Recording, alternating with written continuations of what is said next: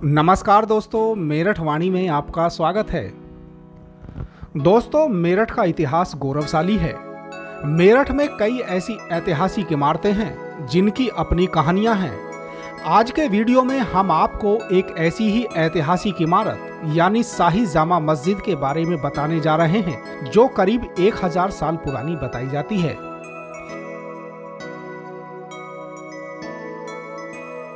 एक और खास बात यह है कि यह बुलंद ऐतिहासिक इमारत सांप्रदायिक एकता और सौहार्द का प्रतीक भी है। जाहिर है, इतनी पुरानी इमारत की गोद में कई कहानियां छिपी हुई हैं। मस्जिद की खूबसूरती देखते ही बनती है।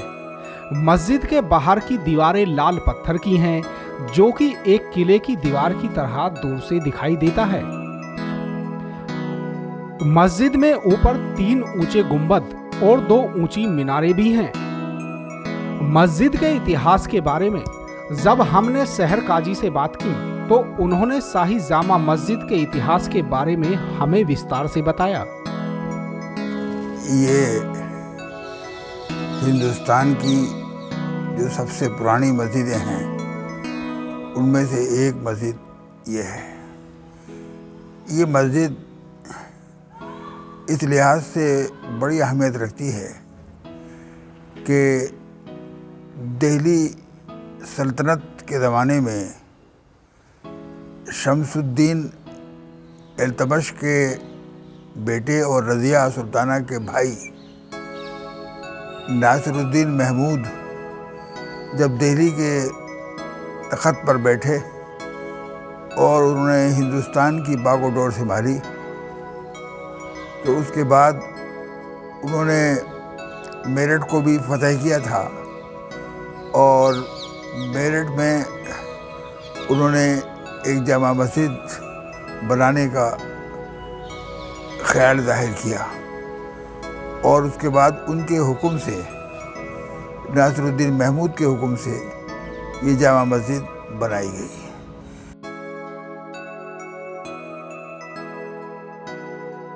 शाही जामा मस्जिद लगभग 1000 साल पुरानी बताई जाती है।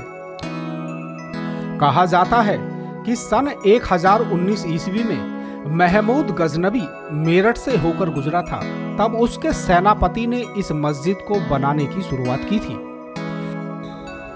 मस्जिदें जो हिंदुस्तान के मुख्तलिफ हिस्सों में बनी, उनका तर्ज तामीर, उनका आर्किटेक्चर अलग अलग है।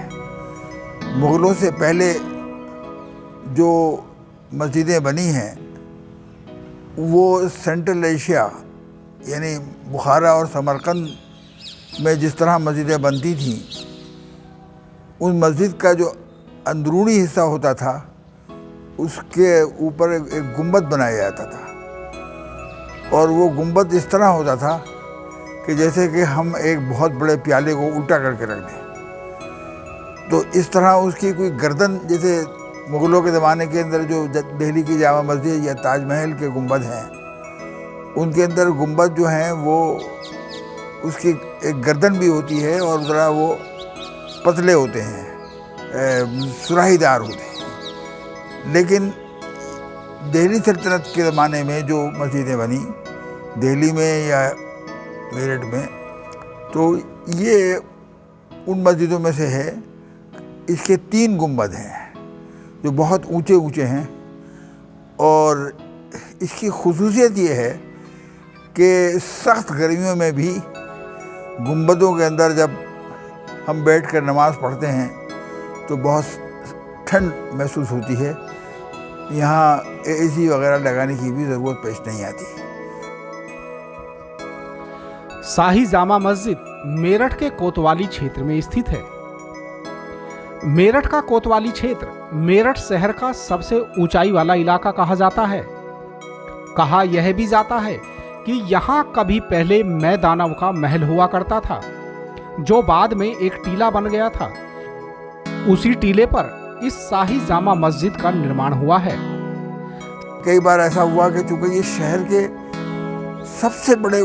सबसे ऊंचे मुकाम पर है और ये एक टीले पर है, क्योंकि ये इलाका जो इलाका है ये एक राजा का इलाका था और यहाँ एक महल था तो ये सबसे ऊंचाई पर है और इसके अंदर भराव किया गया है। यानी ज़मीन ऊंची और नीची थी तो उसको बराबर करने के लिए भराव करना पड़ा था। तो उसकी वजह से जब भराव बैठता है तो कभी कभी दरारें फिर दोबारा आ जाती हैं, तो उसके लिए मरम्मत की फिर ज़रूरत पेश आती है। लेकिन बहरहाल ये एक कदीम तरीन मस्जिद है। इसने मुग़लों से पहले का ज़माना देखा और उसके बाद फिर दिल्ली सल्तनत का जब इख्तिताम हुआ तो फिर मुग़लों की हुकूमत हिंदुस्तान में आई, वो ज़माना इसने देखा। फिर उसके बाद अंग्रेज़ों का ज़माना आया, वो देखा। और उसके बाद अब ये हमारा मुल्क आज़ाद हो गया है और आज़ादी के ज़माने में भी ये मस्जिद जो है पुररौनक है। इसमें लोग नमाज़ें पढ़ने के लिए आते हैं। मेरठ की शाही जामा मस्जिद अफगानी आर्किटेक्चर का एक नमूना है। मस्जिद में कई जगह ऐसे भी हिस्से हैं जो मस्जिद की ऐतिहासिकता को बयान करते हैं। इसकी खुसूसियत ये है कि ये अफ़गान आर्किटेक्चर जो सादगी जिसके अंदर होती है, किसी किस्म की कोई बनावट कोई नहीं होती उसके अंदर। जैसा कि जब मुग़ल आए और मुग़लों ने जो इमारतें बनाई तो उन्होंने नज़ाकत, खूबसूरती और आर्ट्स का सहारा लिया जो, और उसके ज़रिए उन्होंने मुख्तलिफ़ कारीगर बुलाकर और उन्हें एक नई किस्म की तर्ज़ तामीर दी था। तो इसलिए ये कहा जाता है कि ये मस्जिद की असली बुनियाद जो थी जगह की, ये महमूद गजनवी जब इधर से गुज़रे तो उन्होंने यहाँ रखी थी। गुजरात जाते वक्त वो यहाँ इधर उनके जो साथी थे वो रुके थे। तो जब यहाँ कुछ लोग यहाँ रुक गए उनके साथी, तो उनको ज़रूरत पड़ी कि मस्जिद बनाई जाए, तो उन्होंने ये मस्जिद यहाँ बनाई। एक बिल्कुल खाली वीरान जगह थी और यहाँ कोई आबादी वगैरह नहीं थी।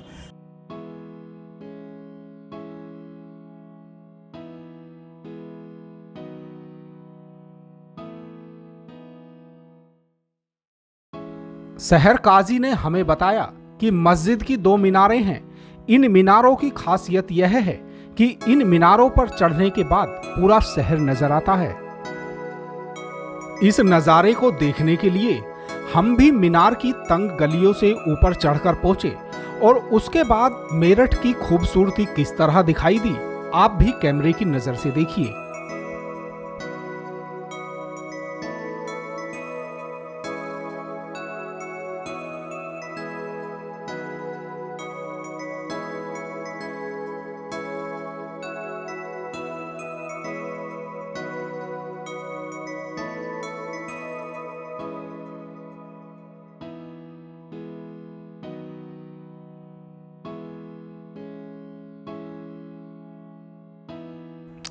दोस्तों, अगली बार हम फिर से मेरठ वाणी में आपके लिए एक नई ऐतिहासिक इमारत की जानकारी लेकर आएंगे।